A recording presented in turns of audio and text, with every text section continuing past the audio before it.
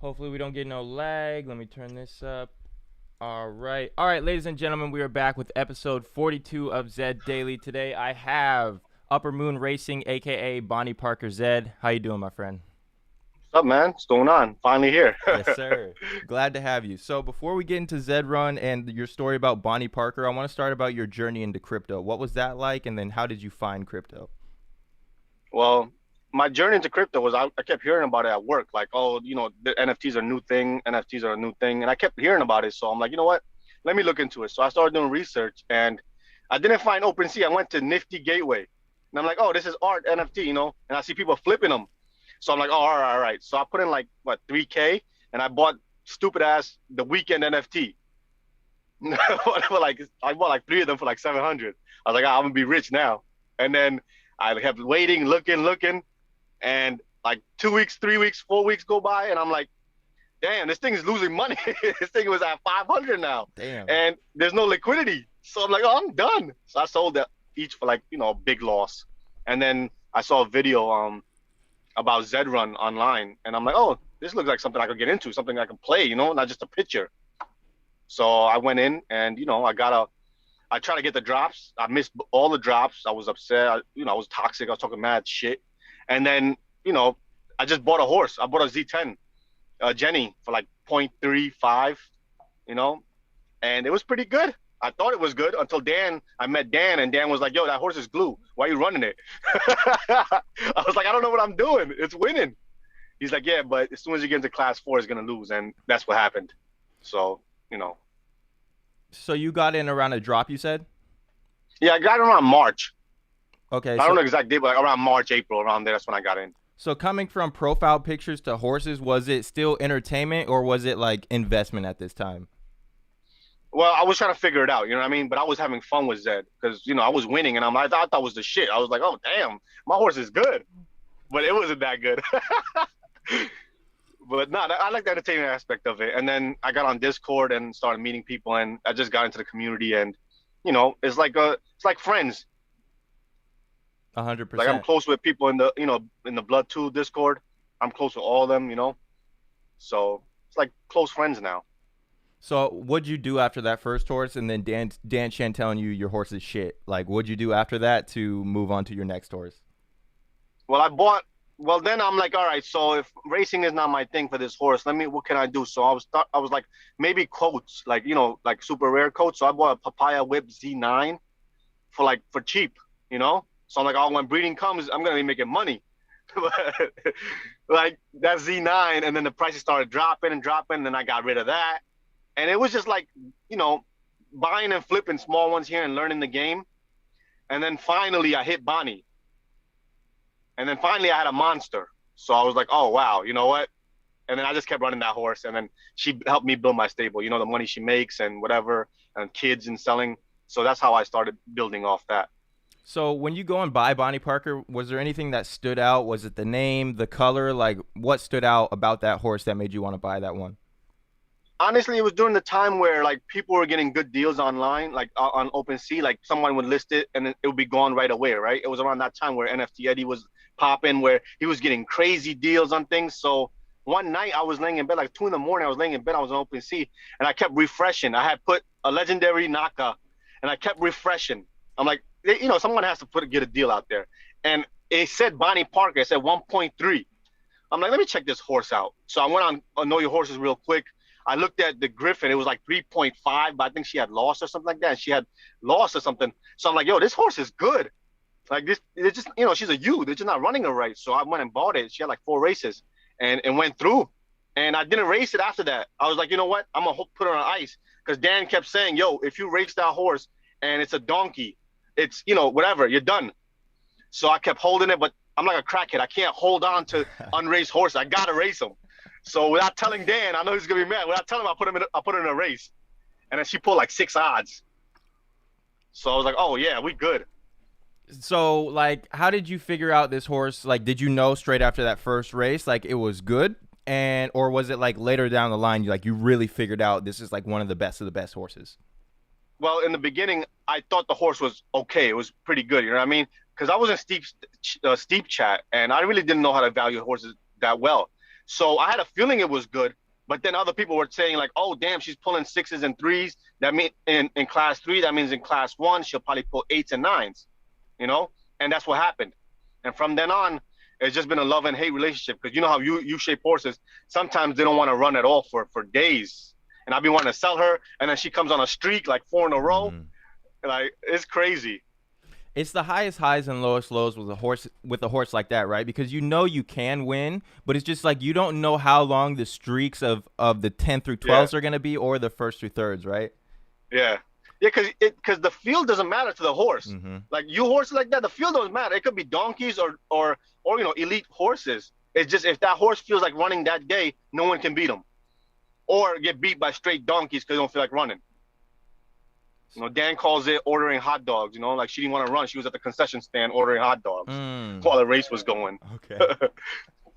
All right, so you buy Bonnie Parker, so now you've got a good horse in your stable, and it's a female, so you can hold this offspring How do you go about breeding from there? Do you already have the blood tool, and are you just researching on the blood tool? Like, what's your breeding strategy with Bonnie Parker at this time? Well, I had the blood tool, but my strategy when I had Bonnie, I was like, I got a Z2 leg. So what I'm gonna do now is buy more Z2 legendaries and have a factory of, Z3s or Z4s I can start pumping out to start building my account. So I bought a lot of Z2s, all super rare coats, like at twos and 1.5s, because my strategy was just to keep pumping babies out and make money. And it worked for the first month. Like I was selling Z4s females for like 0.65. I was like, oh, this is easy. But then the next month, the market went shit. And here we are where my Z2s are worth nothing, barely, like, zero point 0.4, zero point 0.5 at floor now. But it is what it is. I got a lot of offspring. I got like 50 horses now. So it's been good though. It's been cool. I had a really good journey. Zed's been good to me. Do you think that ever comes back to where the people can just come in and play the breeding game to where like those Z4 exclusives will be going for point 0.6 or whatever again? Do you think that ever comes back? Not anymore. No? No, it maybe like if we get an influx of super crazy amount of users, but I think now it's breeding smart. People aren't just mashing things together and selling. You know what I mean? People are getting smarter. Not every unraced, unnamed is the same. It just depends on, you got to look at the parents now and stuff because people are breeding smarter now. And you got to be smart.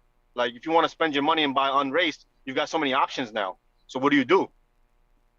You either go for the cheapest one or you go for someone that knows how to with their breeding and has a good track record. So I think in the future, quality bred horses are what sell more. Like they might go up there. You know what I mean? Quality bred as in like that this horse just has good lineage built into it. Not that it's a proven racer, that it just has like good blood into this horse. That it has proven that it can produce quality offspring consistently. You know what I mean? Gotcha. It's not like one off. Like you can tell. Like look at Diamond Hands. Like that guy, he's got some good breeders. Peach for Hours and all those horses. Those are good breeders consistently, especially Unyielding. Unyielding's a monster. So So there are like I agree with Dan. There are horses that can breed consistently. do you feel like you have any consistent breeders in your stable? Well, Dan fucked me with Blood Tool 1 because I bought off Blood Tool 1 breeders. And then when we switched to Blood Tool 2, my breeders look like shit now. Mm. No, but I don't know. It's weird because when I'm breeding now, I breed consistently good tournament horses. Whereas they'll make it, you know what I mean? A or B, they'll make it as soon as they're out in the open. But they won't last in paid. So I think I'm due for a monster soon. So, but I like it. I like using Blood Tool because I breed consistently good horses. So when you breed them and you race them, how do you go about it? Are you racing freeze to just try and qualify for tournaments now, or are you going freeze and then paids to really figure out a distance and then drill down on free and then drill down on freeze after you go paid to like see if you pull flames? Well, my strategy first when I first breed a horse is like in the Griffin, I'll either run an extreme distance. I'll either run a 12 or a 24. You know what I mean? And depend on flaming and positioning, finish position. That's when I'll know, okay, this horse might be a mid, this horse might be a long. And if I agree on something like, oh, this horse is a long, so what I'll do then is I'll take that long distance and I'll go into a $2.50, 250 paid, and I'll see finish position and flame. If it flames and it finishes like, first, like, all right, so it can compete in paid in class, whatever, So now I take it to the next level. So instead of 250, I go to 5. And I try to find where the horse fails. I don't look for where it succeeds. I look for where it fails. So I know to go to the other spectrum, you know what I mean? Mm. And if I know that this horse, like Blade Moon, I just bred that horse. And, it was doing good in freeze. I'm like, all right, 2 or 3 races in or 4 races in, it was doing good. So I'm like, all right, let me try to pay with this. Put in a $2.50 paid and it won.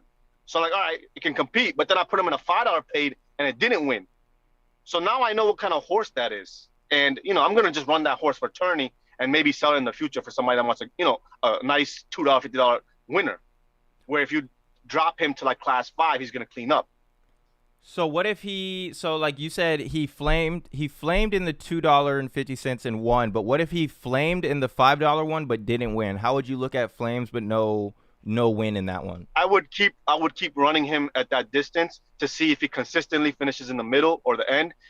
And if he does that, then that's not for him. Even if those flames at 5, I count more finish positions than I do like flames. I don't really put too much emphasis into flames. Like they help, but they're not the end all be all. You know what I mean?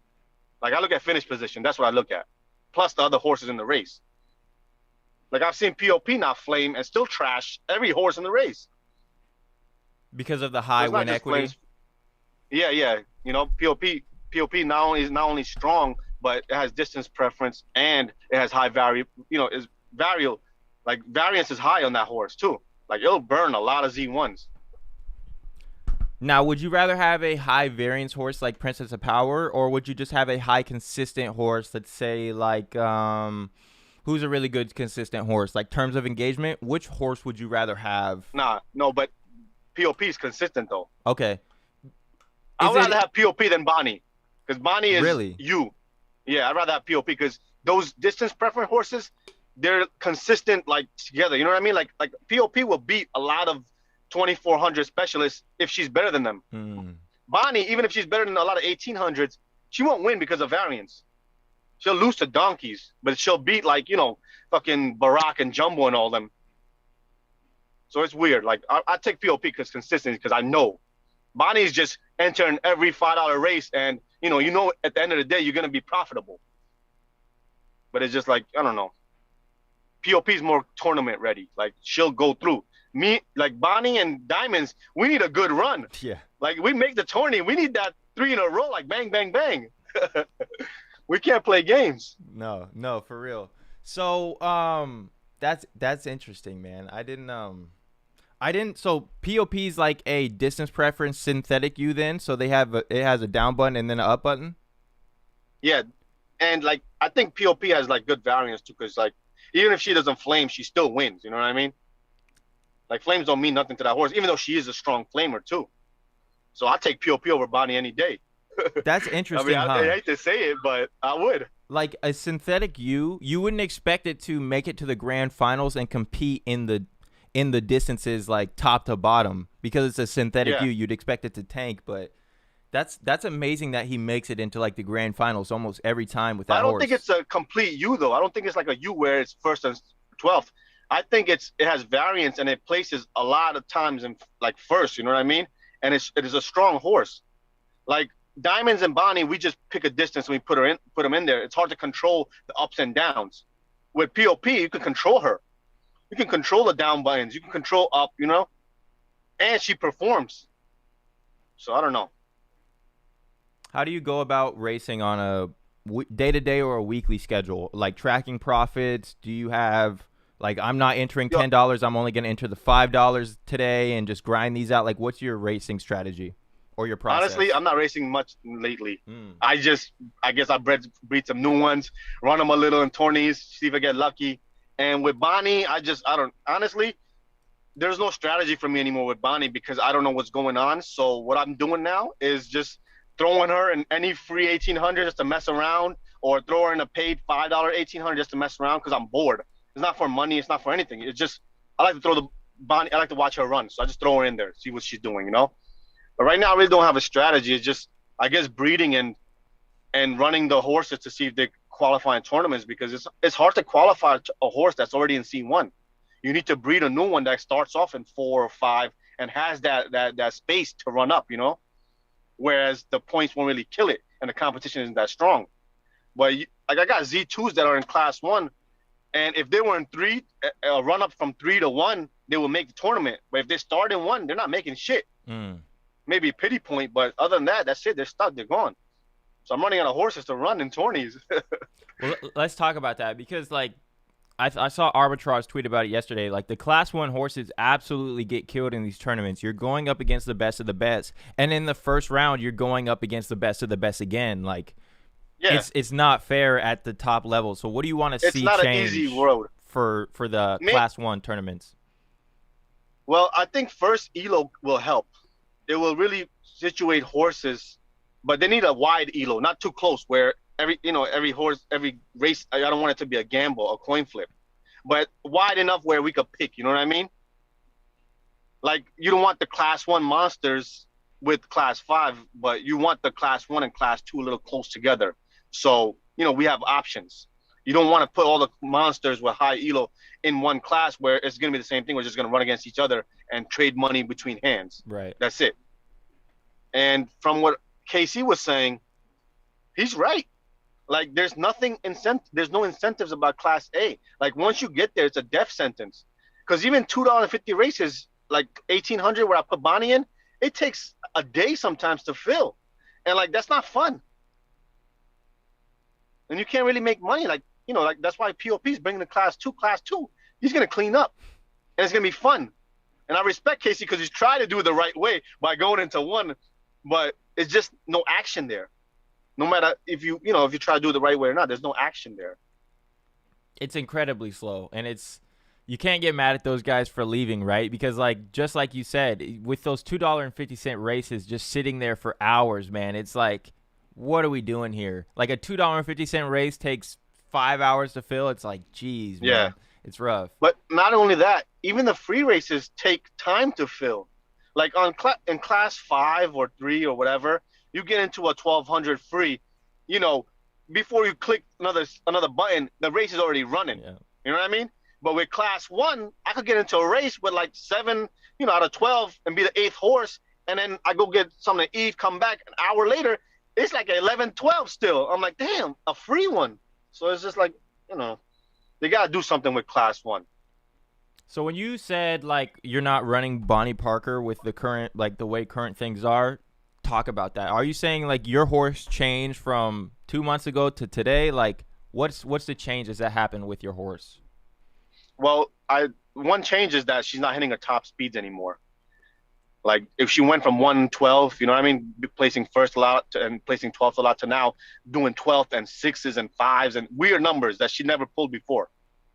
She's doing that. And at the same time, I don't mind though. Like when she used to be good, I was still raised her the same way.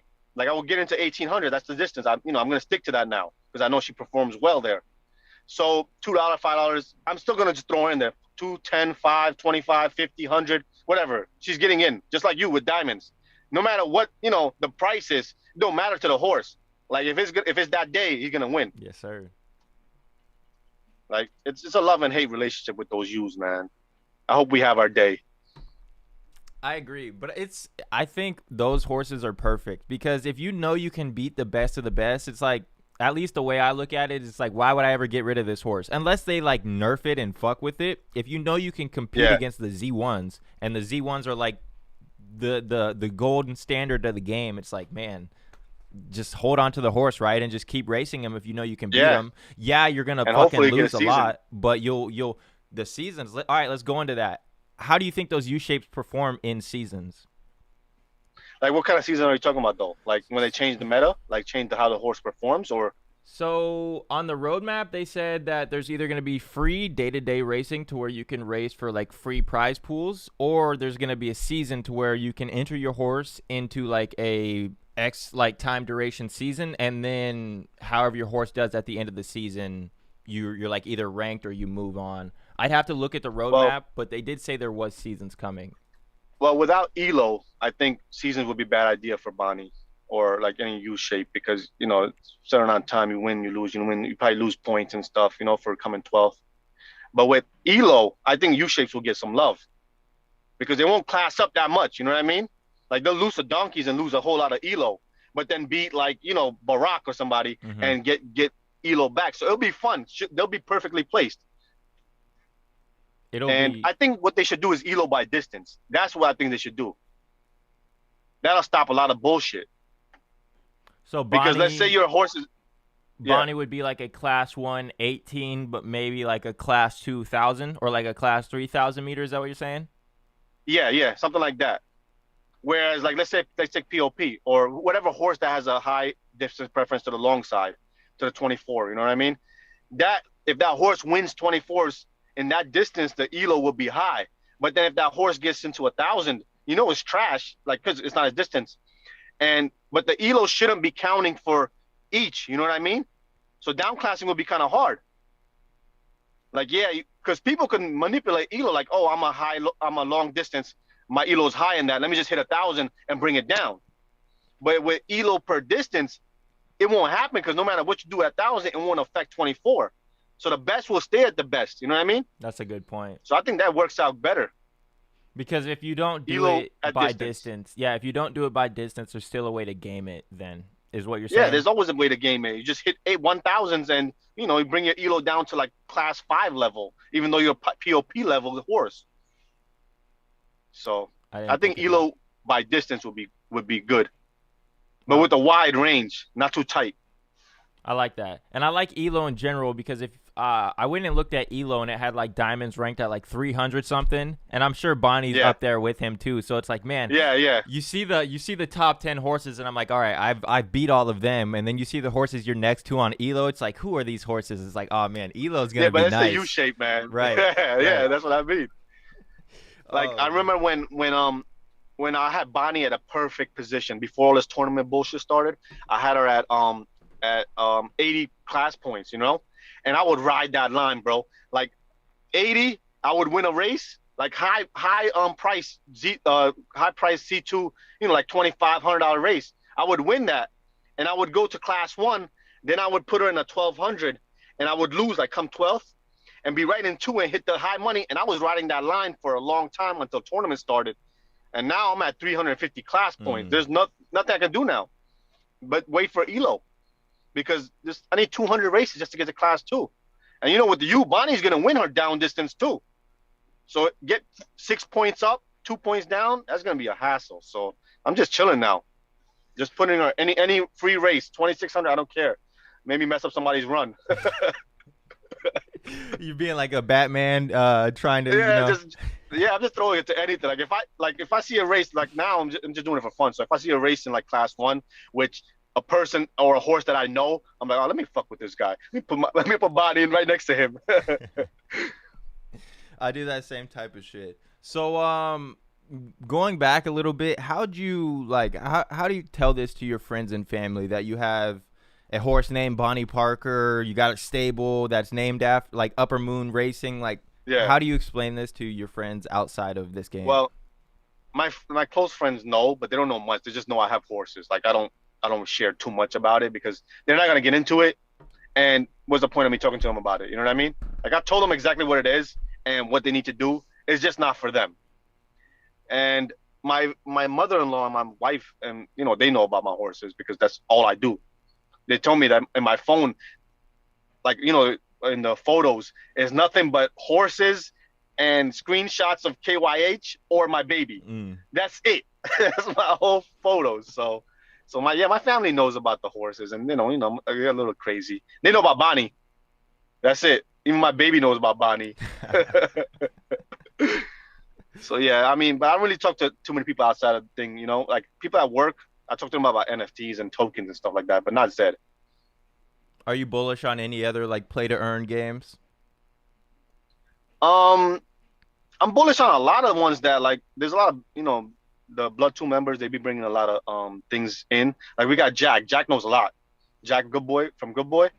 That dude knows a lot, man. He's a smart dude for being so young. And anything he points me at, I'm aping in. Mm. You know what I mean? Jack and we have Polka, we have Alhambrin, we got GVG in the chat.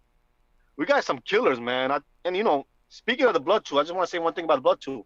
It's good to breed and to manage your stable and stuff like that. But the one thing people forget about Blood 2 is the Discord.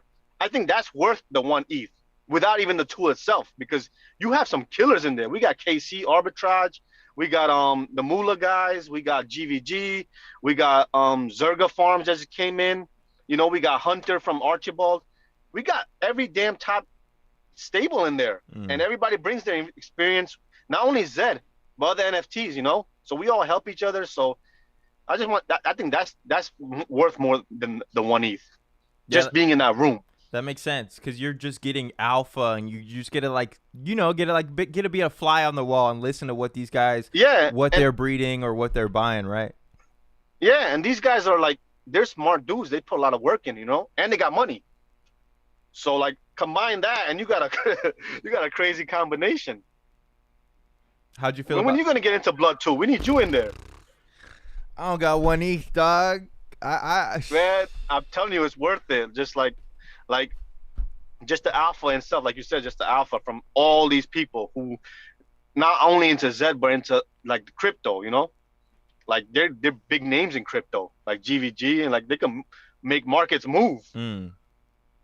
So like I just like being in there talking shit. There's a lot of shit talking that goes on in there too. It's all fun and banter though, I'm sure. Yeah, no, it's always fun. It's always love. Like like we trust each other. We trade $30,000 horses to each other without like be like, oh yo, without, it's trust because it's BT members. Everybody's mad cool. So, but yeah, that's one thing people always forget, that it's the Discord that I think is more valuable than the tool itself. Gotcha. Okay. So let's go into the roadmap a little bit. Let's say what you love the most about the 2022 roadmap and what you hate the most about the 2022 roadmap for Zed Run. I think what I love the most is the Des token, because I feel like I put so much time into this game, and like I've never cashed out. I've been hoarding horses. I started with like two or three. Now I'm at 50. So like I'm thinking maybe the burn mechanic will be good too. So get some kind of credit back, and Des tokens or however they give it out. I think I should get a good amount. I've put time in. I've raced. You know what I mean? I got horses. I only have one Genesis though. I only have a Z3. That's it. So maybe that might hurt me. We know not having Genesis, but I think the roadmap is good. I like all of it.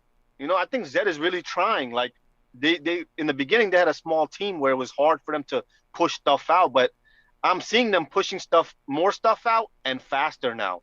And the communication still sucks, but it's better than what it was before. You know, like they're listening to the community. So I'm bullish on Zed and the roadmap. I liked all of it. I just think they need to communicate more about things that they change. Like stop doing secret ninja changes and then only, talking about it when they get found out. Tell us about it first. We don't need BG to fucking investigate everything to make sure everything's running right. Just tell us ahead of time. Do you But think other they than that, I think know? Zed is going to their direction. Do you think they They know, know or what? do you think it's inadvertent? Like they changed something and then inadvertently horses got slower, or do you think they purposely I tuned think it's down some bad either way. horses? I think Okay, it's bad either way. Because good if they point. know and that's kind of grimy, and if they don't know, that's kind of stupid. Mhm. Because like you're supposed to be running this. Mhm. And I get it. People make mistakes and stuff, but just own up to it.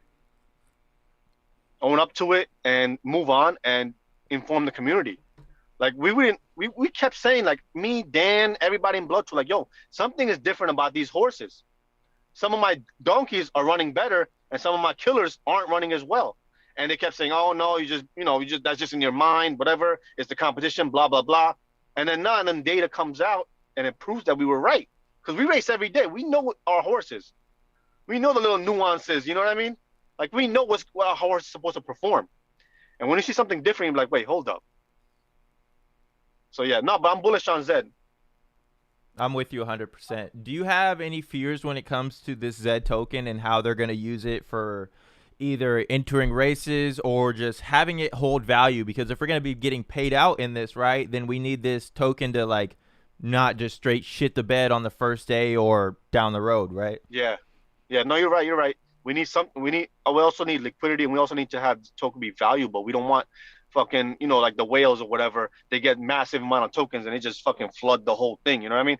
Like where devalues it. So I don't know. I'm not into all that. So I don't know. You wouldn't have to talk to somebody that's into that and how tokens work and how to keep like the supply at a certain value or whatever. I don't know any of that, so I'm not gonna pretend to talk about that. But I think they need to be careful how to implement this token because this is gonna be the livelihood of Zed.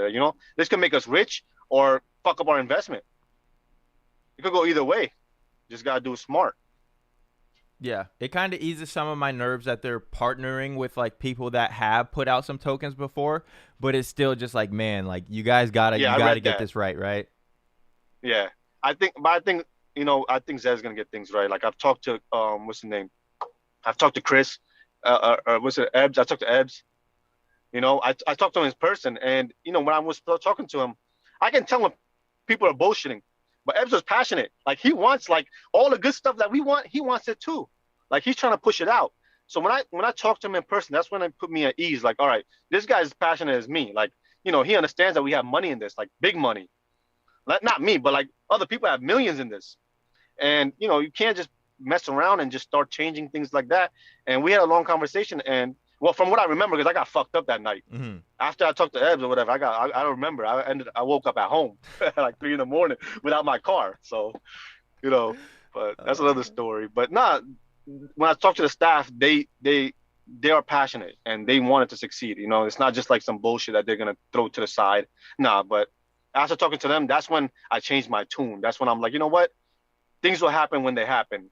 There's no point in trying to rush Zed for personal benefit now. When in the long run, if they take their time and do it, everybody will be good regardless. Everybody that's in now is going to be good because not only just for the horses, but the knowledge that you acquired, racing and learning and going through all these ups and downs, going through flames, going through odds, going through position placement for horses, seeing paid races, seeing how a horse doesn't paid, how it doesn't free, like all this information that we have now.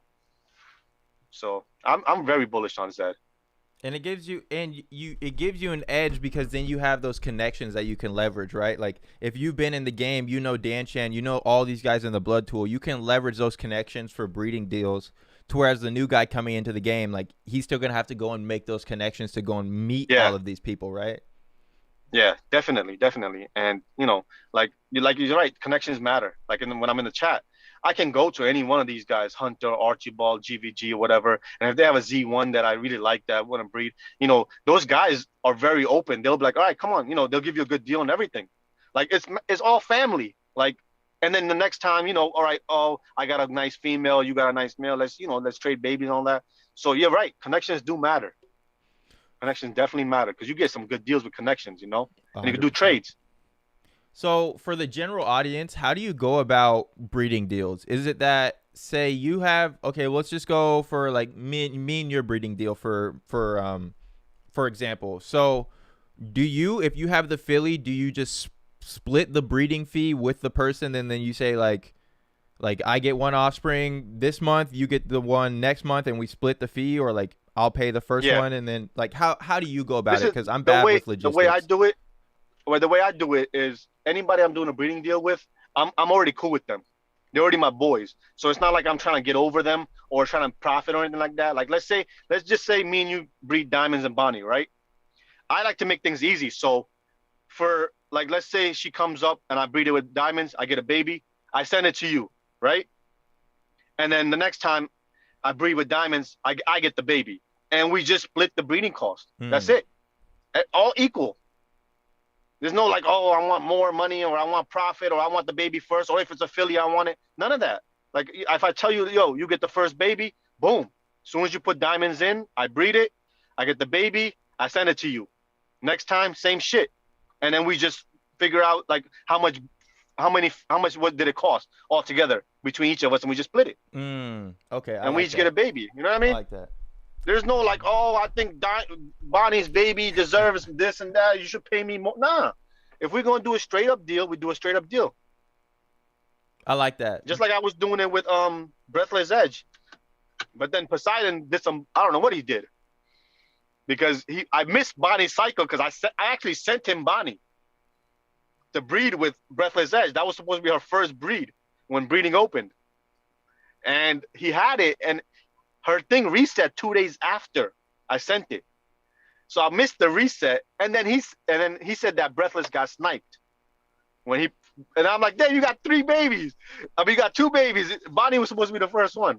But what I'm saying is the deal was the same. You know what I mean? No bullshit haggling, none of that. You're like, you want a baby, I get a baby, you get a baby. That's it. We done. And we pay equal. Take the total fee at the end, split it in half, and then there you go. Split it, and that's it. Yeah. Take out the Zed discount or whatever and split it, and that's it. Okay, cool. Because I'm really bad with like logistics and trying to break it down, but now that you said it like really simple like that, it makes sense to me. Like that makes a lot of sense. Well, I only do the deals with people I know. You know what I mean? I don't like no strangers and stuff because honestly, the crypto I don't really trust. But anybody that I know, I even say, yo, I'll send you the first baby. Like I don't care. You know what I mean? because I know I'm gonna get the baby back next time, and hopefully I get a good one. It doesn't matter if it's a filly, colt, whatever. Deal's a deal. You know what I mean? You were So I like to shoot. make it fair and simple. Gotcha. You were shooting for super coat with Poseidon, Breathless Edge. I was shooting for whatever, man. I was shooting for just the names, I guess. You know what I mean?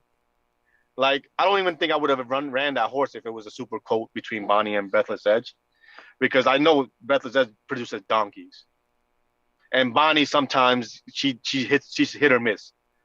So I wasn't, but just the name itself, I could sell the baby or sell the bloodline down the future. You know what I mean? Just like if Bonnie and Diamonds, Z4 suck. Z4 exclusives suck. Like if they hit, they hit, but it's a very small chance. But at the same time, I like to have a kid from Bonnie and Diamonds. You know what I mean? Even if it sucks, it's just cool to have that blood together. Two of the like killer 1800, 1600 mid runners in C1 having babies is just cool. Even if the baby's a donkey, Right, and and because who they're knows, it could be a breeder. exact. That's what I'm looking for with the Z4s. That's what I'm looking for right there. Like I was looking and it was saying like Bonnie and Diamonds are like the best like Z2 legendaries when it comes to like breeding or just racing in general. And then when I look at Yeah, the Z4 exclusives, like personally with them, I haven't had any luck with them being racers. But if you get like a Z4 exclusive and then you go and plug it in, or a Z4 exclusive Philly, plug it into like yeah, a Z6 Genesis and get like a yeah, Z10 Finney yeah. exclusive, No, like those are cool. Yeah, I that's like what those. I want No, right there. I like Z4s as a base. I'll give you that. Z4 exclusive, I like it as a base because my favorite thing to hit with a Z4 exclusive is a Z3 Jenny, because they're cheap enough where like 0.05 whatever the minimum is for a Zabo, you can get some really good breeders for that, and it's a low Z. And a Zabo into a Z4 exclusive, you make a Z7 Zabo. Those things, man, they could hit. So So yeah, that's why you went and bought the Genesis to plug it back into your Z4s. well, the Genesis is a female. Okay, so then what do you? So, I picked the Z4s. oh, I picked the okay. Z3s. I used the Blood Tool mating tool, and I picked the Z3s off of that, off the mating app. I just go in there, I plug it in, I plug in Zabo Genesis, and it'll give me every Zabo Genesis that's in stud, and it'll place it by highest ranked breeder to lowest rank. You know what I mean? So if I go in there, just for example, I go in there and I see a Z3 stallion and it's there, for like 0.05 or whatever the minimum is, and then I'm like, oh, that's pretty good. And then I see that breeding score, like a 2.0 or something.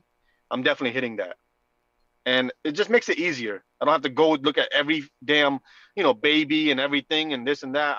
I see the score. I see that okay, it's been breeding consistently good. Boom, hit it, and then that's it, and let the chips lie where they may. If there's a horse like Yeah. any horse in the game that was charging like a ridiculous fee that you would be willing to pay just because that horse is in stud, what horse would it be? Like you'd be willing to pay $2,000 for a stud fee on this horse. I've paid ridiculous fees. Like just I don't think there's any horse that I would pay ridiculous fees though now. From now, I don't think so. Maybe like okay fee, but not ridiculous. There's not one horse that I would pay because it's still a gamble. Mm-hmm. You still got to hit that distance preference lotto. You still got to hit that variance lotto. You might have good base ability because the guy's a good breeder or whatever, but at the same time, you got to hit. So why would I spend that much money on one hit when I could use that money to maybe get five? So that means I have five chances to hit that lotto. You know what I mean? Like there's no like special horse that I would pay up for now. Nope. But I would make deals with the owners. But I would not pay. I would not pay for a Z1 anymore. Point two. Those days are gone. Those It's days are long gone. I like how you said it's I'm a I'm hitting gamble. just minimum. Yeah, I'm hitting all minimums. That's it. Because there's so many in stud with good breeding scores. Why the hell am I gonna pay point two because your horse produces consistent offsprings here and there when I know another horse with the same breeding score that does the same thing and I have about the same chances? Am I gonna pay like 10 times more? Nah, I'm done with paying up. Yeah, it makes sense because like yeah, you know it's still a gamble, right? And like we all know nothing is guaranteed in this game. Like if it was Yeah, guaranteed, then okay, maybe it makes some sense to go and pony up that stud fee. But if it's not guaranteed, it's yeah. like what are we doing here, right? No, of course. The way that Dan explains to me, like the edge that we have, is and it makes sense that he says like out of 10 horses that you breed, the baseline, like people like in like the average will be one is good out of 10, right? But if you could get that to 2 out of 10, that's a crazy edge Hmm. because that'll compound. You know what I mean? And that's what we're doing with Blood Tool. We're not saying that Blood Tool is gonna breed you a monster every time, but it's gonna give you a better percentage to breed a good horse than you would if you just do it randomly. And breeding is a lot of randomness in there, but there's also stuff that you can do. Look at, I mean, if breeding was all random, you wouldn't have top breeders. You wouldn't have Diamond Hands. You wouldn't have Alhambrin. You wouldn't have GVG. You wouldn't have these guys that consistently breed good horses. You know, they're not just lucky. I mean, a little bit of luck, but it's a lot of hard work. We can't discount all the hard work that and research that goes into it. So I hate when people say breeding is random because they're discounting all the hard work others have put in already. Just because you can't figure it out doesn't mean it's random. Let's So go. yeah, Let's go into Z2 legendaries. Do you think those are yeah. random? Because I've heard everybody say they can't figure out how to consistently breed like good Z2 legendaries. How do you think? What do you think? Like that one is? Do you think it's the same as any My other horse, or like those ones are no, this special? this is my theory for those types of horses. A Z2 legendary is gonna be the best bred horse you could breed in the game of Zed. It's gonna be the best, but it's two things with them. Either they're killers or they're straight donkeys because they can't compete in C2. You know what I mean? A lot of them can't compete in C2 and they're just done. But when they hit, they hit. So the percentage of them hitting is low, but the strength with the hit when they do hit is crazy because those Z2s can compete with any Z1. If you hit, you hit, but it's a very small percentage of you hitting because a lot of those will be donkeys. You know what I mean? 100%. And I came into I the think if Discord. if I was to buy, I would just buy Z2s. If I want to play like long game where I want a consistent like a tourney where a top tier horse, a Z2 would be the way to go all the time. Out of 20, one might be good, but that good is real good. Right. I But remember you you telling lose me money on that 19, you know? early days. Early days. I hopped into the Discord. I'm like, yo, I got this horse named Diamonds. You're like, we got lucky, bro. You're like, you don't see all the people that lose. Like, it's only like me, you, Dank, and a couple other people, but there's a whole lot of Yeah. Z2s that aren't on that caliber. Look how long we've had our reign. Look how long we've had a reign. 6, 7 months. And you see Z2s that pop up that are good here and there, like what's it, Foxy Siren? That's in Z3. But Miss Universe, you got these horses that pop up and they're good, but it's hard for Z2. Like the percentage is very low because there will be an influx every month of Z2s, like good ones, but we don't see that many. You know, we definitely don't see like Diamonds, Bonnie. We're still up there. Dank, we're still up there, like elite. We haven't been taken over by other Z2s. Like there comes one and two here and there, but like I say, it takes time. So I think we should be good. I agree with you. And I think that's what makes me feel comfortable is like you see Z2s are made every month, right? But it's hard to make one of the caliber of Bonnie, Diamonds.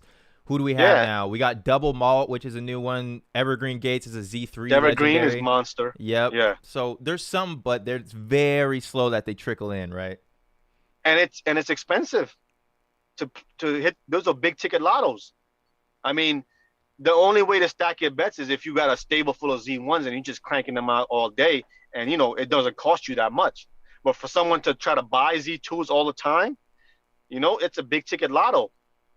You got to pay big bucks for that lotto. I mean, not anymore, like point 0.5. It's still a lot though. Point 0.5 is still a lot. I paid 2.5 for my Z2s Mm, back in the day. mm. I was like, oh, I bought a super rare coat Z2 female. I was like, oh wow. I paid 2 point something for that. And someone was trying to buy for 4 one time, and I was like, nah, I'm good. And now I can't even sell it. But I did buy a Z2 the other day. I bought a corn silk Z2, a male, and I don't see corn silk a lot. Like corn silk, papaya whip, those are hard to see.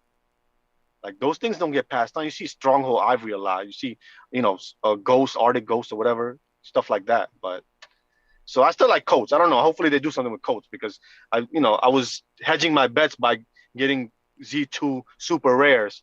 So like when I breed, even though if it's a colt, it might have a rare colt and sell for more, a little bit more. And it was working until it wasn't anymore. Do you like the Colts because with a horse like Bonnie Parker, you're having to continuously put money into this game to get offspring and then sell from there? And then with a Colt, you can just put it in the stud barn and get passive income. Like, what is the pros and cons of a Colt versus a filly for Well, you? there is no passive income anymore for any legendary colts. Like Good you point. might have passive income for a Jenny, a Z2 Jenny, or Z1 Jenny, or Z3 Jenny.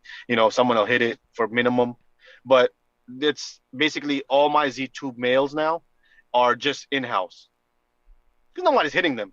When it first came out breeding, I had a Midnight Black Z2. I put them in there for 0.15. It was gone in 3 seconds. I was like, oh damn. Then I put my Z2 on super rare Stronghold Ivory in there, and it was gone. So I'm like, oh, I'm good. But the next month, nobody hit. And like, damn, just sat there.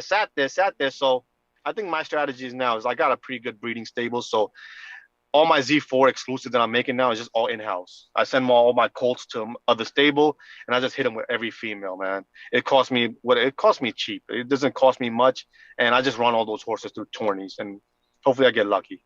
What's the best horse you bred using the blood tool? Uh, damn. Oh shit. Blade Moon was pretty good. Someone just bought it. Fuck. Like, you just Someone got just the bought it now. notification or something? Yeah, someone just bought it for 0.34. That's funny. Like he's qualified. He's like top 100 now in what you call it, top 100 marathon right now. So whoever bought that horse, man, good luck. I think I'll be following. I think that's the play. I was talking with one of my buddies, and we were saying like, you could have a horse and be in like class 1 and race, but it's going to be a damn hard time to get it to qualify. Or you could breed a horse, get it to qualify, and then offload it from there because you don't have to take the risk of downclassing it after the tournament, and you're giving the buyer like an opportunity to win some money in the tournament. Yeah, like this horse right now. Like if this horse wins the tournament, I will not be mad. Or if it goes far, I would not I'd be happy for the person that bought it because that was the whole plan to breed good horses. And and I was selling this horse. This horse I had put up on Twitter after 4 races. I was like, look, I'm selling this horse for 0.34, and I'll give you your money back guaranteed if it doesn't qualify. And after 3, 4 races, I had already made that guarantee. And then no one bit. So I'm like, you know what? I'm just gonna keep running this horse. And now that I qualified it, someone actually bought it. Mm. Well, whoever bought it, man, good luck. Hopefully you get, it brings you some good luck. I think that's the play, man. Breed, get them qualified, sell, because then it's just like it leaves room for that buyer to make some money, or like there's the allure that you can sit down on whatever Yeah. day this is and just watch the horse run in the tournament, right? Yeah, because the work is done. Now, the horse isn't a complete donkey. It's got placement. Now, you might get lucky. And if you don't win that, right, and it's a distance horse, like Blade Moon is a 22, 24. I think Dan and KC told me it was a mid, but it could go either way. But I was already in, long distance. So, but a horse like that qualified now, has only got like 25 races altogether ever. And let's see, even if it doesn't go far, what you could do with that horse is downclass it to like 3 and try to qualify again next tournament or whatever, another tournament. Now you got a horse that can compete in tourneys as long as you downclass it to starting, because this horse started class 4. It's a Z3 Z6, so I think class 4, and I ran it up to class 2, but it qualified. So like you could buy that horse, qualify, do whatever, and win money, and then when it's done, you got time. You got a pity point, or you got some other kind of tourney. You got to sit that tourney out while you downclass that horse, and you be ready for the next tourney. And if you bring that horse to 5, like to 0 points, you could run it up to class 3 and be in a tourney and be in a good position when they do the placement. That's another thing I don't like. I don't like that they place doing with ranking numbers. It should be seeded. Yeah, because I the don't best like are going you. against the best in the first round. Yeah. Remember that one race when the first tournament, it was like 24, where it was just straight monsters, straight POP, breathless edge, like just straight killers in one race, first round. and like seven, I forgot how many. Wait, like yeah, like 9 of them were eliminated right off the bat. Mm-hmm. And I think they should seed it. You know what I mean? Like I don't think they should do it just ranking where you got 350 rank points and you rank with everybody else that's up there. I think it should be like like the top best, and then put half top best, half like bottom best. Something like I don't know, but a different ranking system than this. No, I agree 100%. Like, you don't want, I always use it as like a March Madness reference. Like, you don't want Duke playing North Carolina in the first round. Like, what are we doing Yeah, here? You want that in the final exactly. round. And that gives the opportunity, like, yes, people say like Z1s are going to win this tournament, but they also forget that they're going up against Z1s in that first round to even make it past quarterfinals. But Yeah. like, if you spread it out and you seed it, that's when you get the true Cinderella stories, right? Like, because when a Z14 beats Breathless Edge in his tournament race, and then like everybody's gonna be paying attention to his semifinals to see if he can keep Hell winning yeah. and make it to the grand finals, right? Like, that's where you get the Cinderellas. Yeah, because I understand Zed wants everybody to make money and stuff like that, but we want to have these tournaments to be exciting. I'm not saying like, I want just the Z1s to win and everything like that, but I think it should be more fair because towards Z1 owners too, and like anyone with a elite C1 horse, because these tourneys are so hard for those horses because one, you got to battle in C1 first just to qualify, and now that you're qualified, first round, you up against Jumbo, you up against, like what rhymes with Venus, you up with these monsters, you up with Barack Third Head in the first race. So then now you have to beat them, and then the next round is a little easier because the bottom round comes up. You know what I mean? It shouldn't be. It should be the opposite. The first round should be easiest, and then it should get harder as you progress. Not you fight fucking Goro in the first round, and you got to go like in the finals, just a cakewalk. Nah, I think it should be. I don't know how they should do it, but it should be, I think, a little fair for C1 horses. 100%. Because I remember last time I was in my quarterfinals, I'm like, fuck, I got Valley, I got all these monster horses. Then we go into semifinals, I'm like, I've never seen these goddamn horses in my life. I'm Yeah, like, that's what I what? mean. Right? It's like, what are we doing here? And it gives like I don't know. But I think Zed will improve on everything that because they're listening, and we have these dialogues on Twitter where Dan starts it or someone else starts it, and everybody jumps in, and everybody gives their input, and I really believe that Zed is listening, and they really are trying. So if you're trying, then I got nothing but respect for you. I'm with But you. if you're bullshitting and slacking and trying to lie and try to trick people and be like, oh nah. But if you're just honest up front, like, all right, this is what's happening, this is what we're having problems with, we're working on this. What do you guys think? What do you guys think we should do? And then let's implement it. So, but I think it's going in good directions, man. I'm happy for Zed. 100%. So last questions for you, man. If you had half an Yeah, ETH, you were coming into today's market, you had no horses, but you understood the game and you have half an Ethereum, what are you going to go get to start your stable? I'd buy as many Z5 legendary Zabos as I can Why? with good because I think Z5s start off at the perfect class thing. Start off in class 4, I think. Or is it class 4? I'm not sure. It's class 4 or class 2, but they start off low. A lot lower than Z4 because the Z4 starts in 3, I think, and it hit too fast. But a legendary Z5 Zabo, I think with zero point 0.5 ETH, you could buy maybe 3. I don't know. I don't know what the prices are right now, but I'm pretty sure you could get a deal. So I would go on Blood Tool, find like fine bread, go into fine bread, and find the ones that have the highest combined parent score, and just buy them and then run them, and hopefully get lucky. But I would buy females though, females Zabo legendaries, because at the end of the day, you could, let's say if you want to spend money, you hit a Z1, you get a Mm. Z6 exclusive. You could hit a Z2, you could hit a Z3, and it still be low enough. You know what I mean? Not hitting those big numbers. Stay under 10 and still get a monster C1 racer or C2 racer. Because I believe as you go over 10, like Z11, Z12s, yes, you're gonna have ones that hit like good, but it's hard to get an elite Z1 racer out of those. I think you gotta stay under like 8 or 7. You know what I mean? No, I like It's that. hard to see a Z20 being a class 1. You've seen Z20s that are monsters, yeah, but like in class 3 at the most, or class 2. But there's no elite. If you want elite, you got to stay in those low Zs. I'm with it. Did you think about that getting into the game? Like, when you first got into the game, did you always think the low Z number would matter? No, I didn't know anything about it when I first got into the game. I just wanted in. I honestly, to be honestly true, I wanted to get Z10s off drop because they were like 120 and sell them again for like 1,000 because I wanted to build my bankroll in the beginning. You know what I mean? Mm-hmm. Like one horse is not really gonna do it. I gotta find ways to flip that horse or whatever and make money so I can have more money to buy more and then have a compound and then expand from there.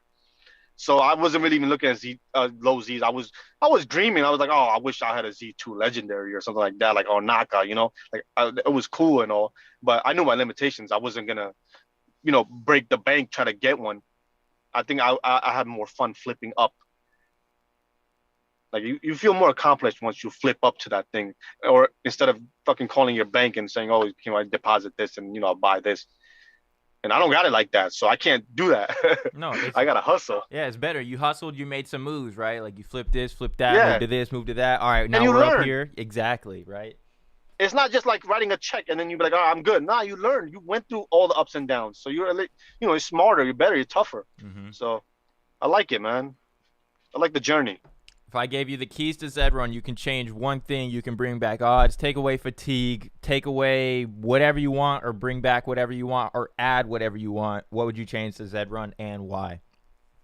I would do odds because with odds, there's more buyer confidence in selling horses. Like when you're selling horses on Hawk or whatever, with odds, like with odds, like they say it tells too much, but with flames, there's no buyer confidence. Either the horse has to be a monster, or it's a donkey. There's no in between. There's no way to evaluate horses that are in between. You know what I mean? Like you can't tell. So like with odds, or not even odds, something that evaluates our horses more, that gives us more information if the horse is good or not. So people can price their horses properly. Because right now, no one's buying anything. You either buy an unraced or you buy a monster. There's no in between because there's no confidence. You don't know if you're getting played or not. But with odds, it's hard to be like, oh no, like it's pulling it's sub tens in class two. That's a good horse, and you know where to value it at. With other sub 10, class two ones, here it runs flames all day, but runs fourth. Like, what is that? Mm, How much is that horse worth? So I think I would bring back odds just to put like more accurate value on horses. I like that. Okay, I would. I'll play devil's advocate with you a little bit. So if we have odds and we have guys like arbitrage, like wouldn't that still like? Don't we go back to August at that point to where they can spot a horse like super quick and tell it's going to be really good off of one or two races? Well, speaking of KC, I think he could do that now, and I think without odds, he's actually more stronger because now the playing field isn't even because he knows his shit.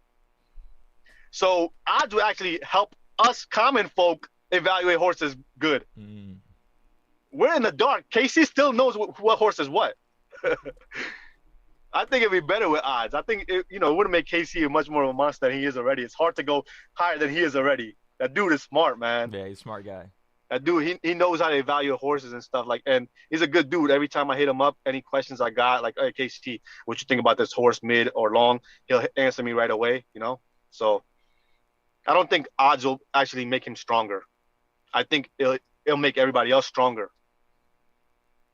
Actually, we might catch horses before him with odds. You just gotta be With up all flames, night. it's different. Yeah, you gotta be up all night, and you gotta watch the. I'll give you a tip. The way to find a good horse, to evaluate a good horse, is watch some monsters run, and watch any like random horse that pulls a flame in those horses, and you start going back from there. Like I remember I was trying to get into that, right? I pulled up POP one time and I was going through her races. And I was going through races where she didn't flame. And I would look at the other horses that did flame. And I remember I saw Sleepy Dust one time. And I was like, oh shit, it's for sale for 3. And I was like, oh damn, you know what? In the morning I might buy this horse because it thing flamed over like POP or something like that, or one of their horses. And I was like, oh, this is good, this is good. Next morning when I woke up, I went to go look at it. Dan had bought it already. Damn it. And I usually any horse I find, I tell Dan, like, oh Dan, look at this horse, look at this horse. I didn't want to tell him because I'm gonna buy this shit. And then this motherfucker had it already in the morning. What'd he say But when you yeah, hit him man, up in the morning? He was like, yeah, I bought that. He was like, it's pretty good. It's okay. I'm like, fuck out of here. It's okay. You paid 3 ETH, motherfucker. You cheap ass. Dan is cheap. Dan will not pay full price for any horse. Like he would have me, like there would be a horse that's on sale for 0.15. It's worth like 0.35. But the fact that it's on sale for 0.45, he'll offer 0.12. He never pays full price. So when he buys full price, you know you gotta watch out. Like, oh damn, Gotcha. that horse is good. Yeah, hit the Yeah. buy now. No offers, no nothing like Yeah. that. Yeah. None of that. Yeah. All right, man. Last question for you. If you had an Yeah, man. unlimited budget, you could own any horse, not like no horses that you already own, but if this person was Yeah. willing to sell their horse for whatever price and you could buy it, what horse would you buy in Zed Run and why? I would honestly I would go and buy POP. Just the fact that that horse wins tourneys and wins money. You know what I mean? It's a well-known horse and it's easy to control. I don't know how easy. I never ran it, but it seems like it's easy to control. You know, to drop it, and you could drop it into any tourney, any big money race. And for a racer, I would buy POP, but for a breeder, I would want unyielding Z1 Mm. Stallion. I think it's one of the best breeders in the game. Who has And unyielding bred? unyielding as bred. I don't even know. I don't know the babies that they've bred, but I do remember that when I found unyielding, I was looking through the blood to breeder breeder list, like the master list with the best breeders, and I looked at Z1 and unyielding was up there, and then I talked to Donkey Teeth. He owns him, I think. And I was like, yo, I found this unyielding horse. He's like, I know it's good. And I was like, yo, let's up and make a deal. And he's like, yo, it's booked up for 6 months by Doofy. And then it's going to be booked up by fucking Kirk from Crimson. So I'm like, dang, I could never get in. And since I'm cool with Diamond, I'm not going to snipe it because my whole plan was to snipe the shit. I don't care who you got deals with. I'm getting in there. But then I heard he had deals with Kirk. So I'm like, Kirk's my boy. I'm not going to play him out. Oh, you But just I don't care. I snipe. go make a burner account real quick. Go throw a horse in there. Or I something. snipe from my thing. It is what it is. You put your horse in stud, and I get it. It's But fair if you're game. cool with me, and I can't, like I remember, heroin, right? Yeah. Heroin. I remember how I met him when breeding first opened. I sniped his Z1 with I like a Z5 or something like that. Like as soon as because I had the sniper open and the blood tool, and I sniped it, and then he messages me. He's like, bro, how were you so quick? Like you got my horse. And then I was like, oh, you think that's cool? Watch this. So I named the unnamed foal heroin Mm. and I sold it to him. So I sniped him and then he bought this own horse back because I named it his stable. Dirty. But we've been friends from there. Like there was no hard feelings or anything like that. We just laugh about it. But nah, I'm not sniping. I don't care. Unless I know you, Even then, it's like, hey man, you better get that out of stud quick, because if it's in there at minimum, it's liable to be hit, right? Yeah. I hit them up and then they're like, oh, can I take one? It's there right now. And if they have it booked up, like, oh, now we got it booked up. I fall back, maybe next time. Because people will respect that. You reach out and, be like, oh, yo, I see it in stud. I don't want to just hit it. Is it reserved? They'd be like, nah. Or if they say reserved, I think they'll respect you for reaching out. So next time when it is in stud or whatever, they're like, hey, yo, I got this in stud. You want to, get a baby? Yeah. Man, he's got his horse booked up like Drake, dude. Damn, for a year? Oh, that horse booked up. Is hooked up. Unyielding is hooked up. Damn. But it's a good horse, man. It's a good breeder. That's why I agree that, breeding ability is real. You got any questions for me? What should I? What's your next move? Like, I know you got diamonds and stuff, but like, we got lucky with our Z2s, right? So like, we got lucky than the normal person coming into Zed because they don't like these Z2s actually helped us build not only our names but some ETH too, by winning and stuff with babies and whatever. So what's your next plan? Are you looking to get Jennies or like are you trying to be like arbitrage where you're just buying, racers and just running through them for money, or are you more of a breeder? I think it's probably gonna be more of a breeding game for me. I don't have the bankroll to like just go and scout or even compete against these guys on offering on horses. So like I'll leave that to them, right? It's like it's too much on that part. But when it comes to breeding, like I know I have a good. I look at it like as a base. Like diamonds is a good base to Yeah. a pyramid, right? So like I can Yeah. build something off of this. So now what I'm looking to do is I'm reaching out to people like you with Bonnie Parker or Bella Dank. So I'm looking to go get some of Yeah. the other like best Z2 bloods, make some Z4 exclusives, and then breed those exclusives. Try to get fillies, and then breed those fillies back into like a Genesis Finny or Yeah. something, No, and that's a make good like plan, man. 10 through 11 exclusive Finnies with diamonds, and then some of the other top Z2 legendaries in the game. Yeah, that's a good plan. That's a good plan. Have a nice base, build out the bloodlines, and then you know, as you breed more, you'll see which ones of your breeders are more consistent. You know what I mean? That's a good plan. I like that. I'm just trying to figure out like what Z numbers go to best together. Is it like a Z4 exclusive and like a Z6 Finny Genesis, or is it like the Z11s are like the best offspring Finny exclusive? I'm just trying to figure out like the best I'll tell puzzle you later. pieces. Okay, I'll tell all you. right. We'll reach out to me and I'll look into that. And I'll let you know. I got you. I'm gonna take You a know, and I'll tell you guess what. and say it's the Yeah. 10 through 12 Finny exclusives are probably the best. My Z12 guess. Finnies are pretty good. Z12 Finnies and 10 are pretty good. Yeah, you're right. No, you're right, man. And I'll tell you one thing. Diamonds is a good breeder. I looked him up. When he reached out, I had to look him up. I mean, I would have bred regardless, even if it wasn't. But so I think he can build a good base. He's a good base because not only is he has good variance, he's a good runner, but he's a mid, and he flames a lot. That means he has high base ability.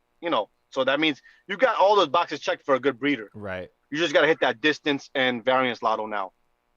So Yeah. good, man. I'm looking forward to it.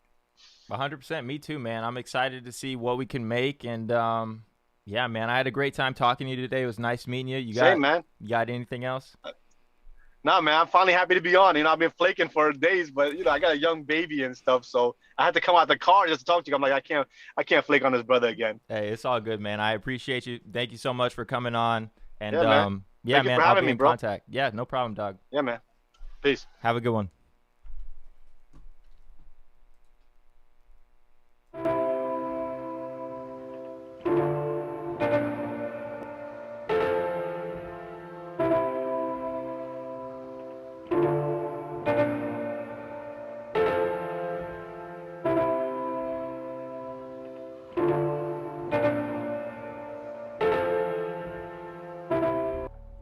Yo. What up, Avon? Appreciate that. Andy Mack. I appreciate you guys. Souls Vanish. Edward. Lucky Jack. Who else we got in here? Mundo. Bad Crockett. Falcon. Prim. Sniper. Appreciate everybody for tuning in. I appreciate you guys. Let me pull up the chat real quick, and then we'll see if we can't get some races going on today. See if we can't do that real quick. Let me pop out the chat. Another great one. Nice work. Appreciate you, my dog. I appreciate you, Souls. Thanks for tuning in. Dallas, appreciate you, my dog. I see you making moves out there on the Genesis market. Good shit, homie. Let me pull up chat on the main screen, and then we'll get rolling. Fucking A. I hit the wrong button. Select all. Delete. Was the video laggy at all? That's something I've been working on, is trying to get the video lag to stop. I think I fixed it, but I'm not 100% sure if I fixed it or not. So you guys just let me know if the video was laggy at all during the stream, and if it wasn't, then we're good to go. All right, let's pull up Zed Run if we can't. Galaxy Racing, what's up, my dog? Let me close this book. No, things were super smooth. Bet. Appreciate you, Avon. Thanks for tuning in. Good stream last night, Avon. Good stream. I like your streams, man. Got me wanting to sip on some White Claws, man. I normally don't drink White Claws, but I don't know. You drinking them last night, I'm like, damn, I want to go get a pack of White Claws or something. Awesome stream as always. I appreciate you, Crockett. He says, was good for me. All right, appreciate it. Not lagging at all. Fine for me. Thanks, man. No problem, Avon. No problem, dog. No problem. And then the dude you rated, Taco, holy shit, that dude was funny. Like, just his whole stream setup from top to bottom, that was hilarious. Bro, we just smashed Claus at the house. That's funny. Get some good insight. Got some good sight in that interview. Great content. I'm glad you guys did. I'm glad you guys got something out of it.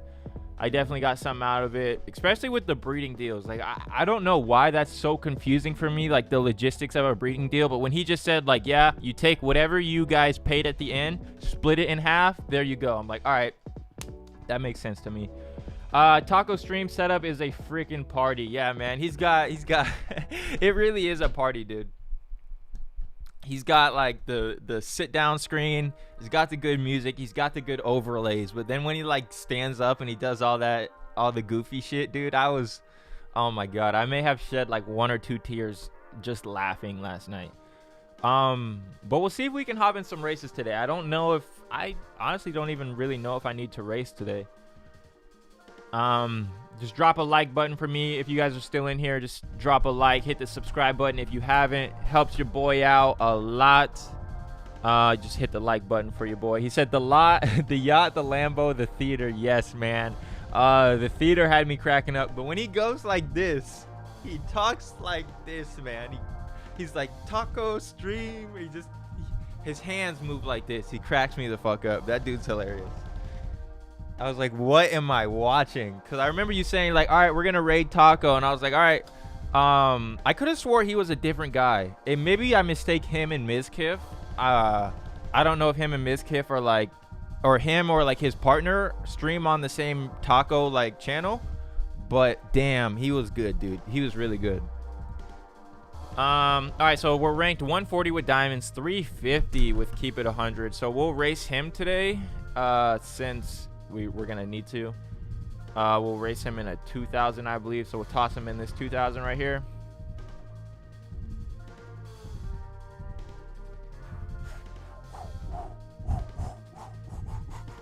Couldn't have gone over at a better time.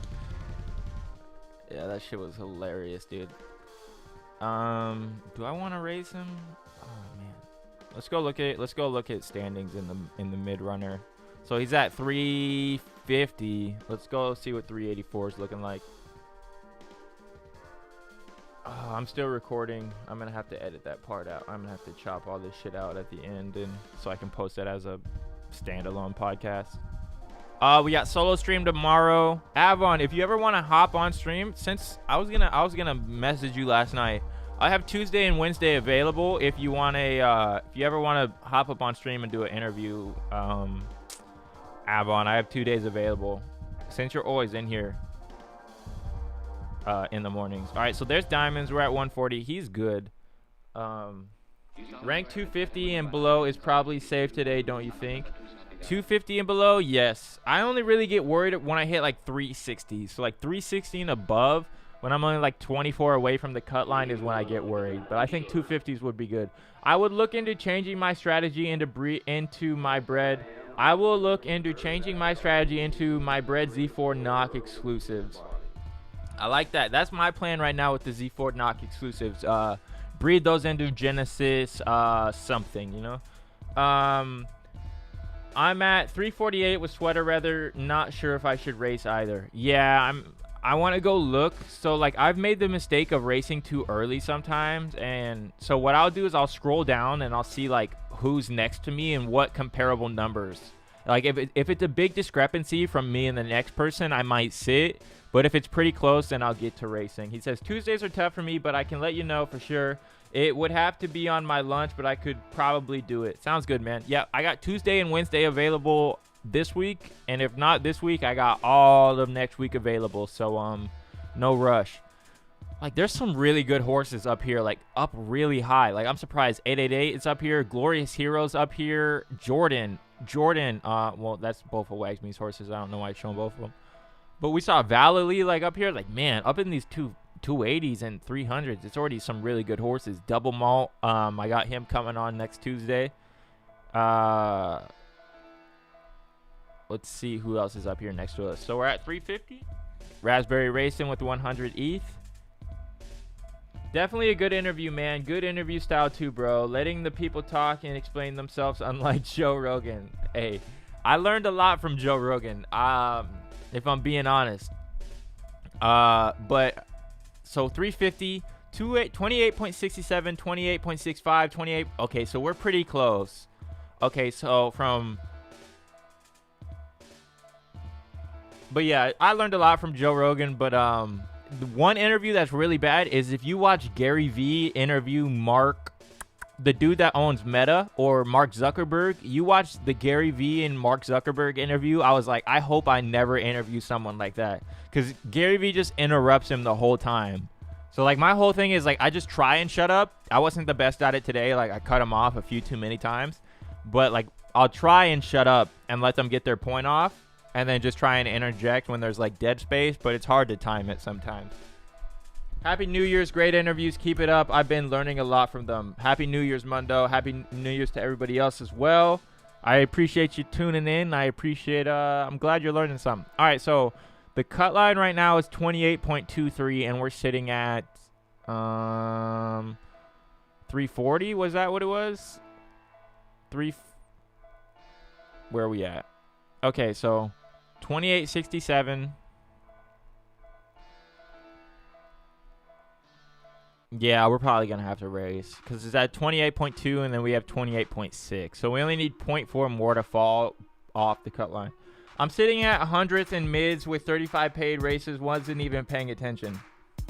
Yeah, man, you're good. I would sit with that horse. I mean, unless you want to keep going, do what you want to do. But yeah, you're qualified, my man. I'd probably just sit at that point. That's awesome. Should set up well for a tourney run. 100% agree.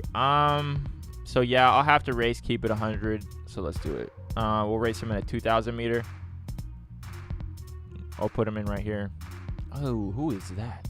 Lucky Jenny. 100% flame rate. 33% win rate. Oh, I don't know if I want to join that race against him. My dream is to one day featuring on your stream as the guy who started with a $140 investment and made it big. Almost there. Hey, Galaxy man, open invitation. Whenever you want to come up on stream, you just let me know whenever you're ready, and I got you, my dog. But that'll be a hell of a story. As a guy who started with a $140 investment and made it big. You gotta love the underdog story. So we got a 1 day in 5 hours. Ooh, we're getting close. I think we may hold. Okay, so Diamonds is gonna sit.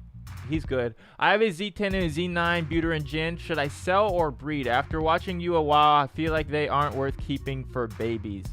At this point with the roadmap, well, first off, not financial advice, so nobody can really tell you what to do.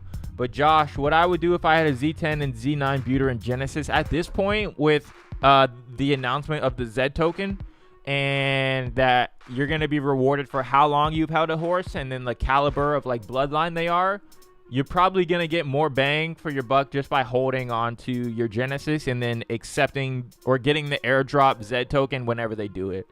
I wouldn't really expect them to breed anything good, but I would still hold them for the Genesis value and the Zed token that you'll get for them.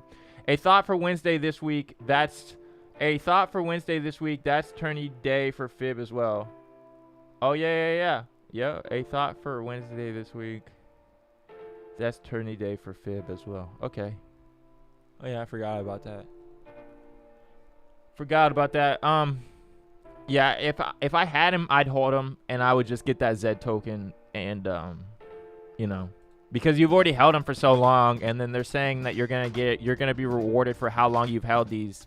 Didn't I enter this race? Oh no, I was scared of Lucky Genie. Fancy boy. What is keep it 100? 81% flame rate, but only 7% win rate. Yeah, I'm not really comfortable entering that race. With a horse like keep it 100, I gotta watch my competition, cause he's not a killer pumpkin eater, you know. But I don't know. I think that's probably it today, guys. I don't really got too much going on. Volume is absolutely atrocious on Zed Run right now. It's been atrocious for a while. I was watching Avon stream last night, and I'm like, man, even the volume at that time of night was like, volume just on racing has not been it lately, guys. But I think I'm gonna call it a day. I'm gonna go take these dogs out here soon. Still snowy, slushy as shit out here. But But yeah, we'll be back tomorrow with we'll probably get some more tournament races in to qualify. And then Wednesday will be Fibonacci Cup Day. Thursday, we're back with Bob from Award Racing. And then we got Mr. Linus from Zerga Farms. But that's it for today. I appreciate everybody tuning in. He said, "You the man. Thanks for the advice, my guy. Hadn't taken the announcement into consideration. Can you qualify in free races?" Yes. I prefer to qualify in free races just because the competition's easier. So with even a horse like Diamonds, I'll go and show you real quick. Like, I raced all free races to get qualified for that tournament. Even though I know I could have done better, or not done better, I could have made some money on the way up in paid races. Nothing compares to the glory of even being in these tournaments, or if you make it deep enough to where like you're just sitting back and watching Zombie Racing and Zook and all these guys talk about your horses. Yeah, if we look right here, free races. I free raced the whole entry into this tournament. Flamed 100% of the way, but he's going to run himself sometimes. So he went 10th, 4th, 12th, 9th, 12th, 12th, 12th, 4th, 8th, and then 1st, 10th, 1st. So U-shape, variance horse, high base ability to where he's still pulling those 100% flames at 1,600 meters in class 1 in freeze. But yep, yes, you can qualify in freeze. I find it to be easier, and you know, you're not burning any money on the way. But that's it. It's your boy Jericho G. I appreciate you guys for tuning in, and we will be back tomorrow with what, episode 43 solo stream. Qualifying cuts off tomorrow. We'll be back with another tournament. We should have another tournament tomorrow if they announce it off the heels of this one. But shout out to UpperMoon Racing for coming on, doing an interview. Shout out to chat, everybody, every single one of you guys watching that dropped a like, everything, all that good stuff. I appreciate every single one of you guys. And I'll see you guys tomorrow. Peace.